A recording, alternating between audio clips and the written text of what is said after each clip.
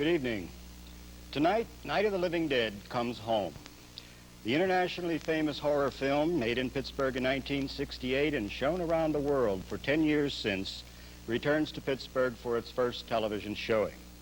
And it will be shown uncut. So be warned, if you're letting the kids stay up late on Saturday night, this is one horror film that really does scare you.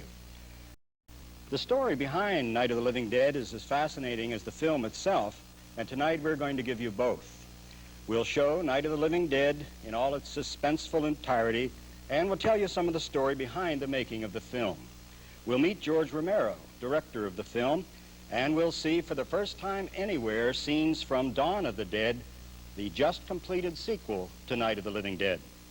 And like its widely seen predecessor, the sequel was made here entirely in Pittsburgh. In fact, shooting was completed just a week ago. But more on that later. First, let's get to Night of the Living Dead.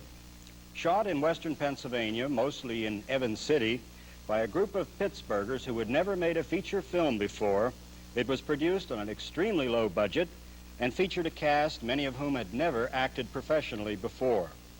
Yet these novices turned out a movie that Newsweek magazine called a true horror classic. Rex Reed said about it, "It has flaws, but it is unthinkable for anyone interested in horror movies not to see it."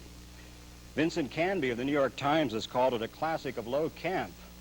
And on the other hand, the New York Daily News called it the most outrageous and gross movie around. But you can make up your own mind tonight. So now, here in glorious black and white, shot in 30 days with a cast of dozens and a budget of thousands, the most famous movie ever made in Pittsburgh, Night of the Living Dead.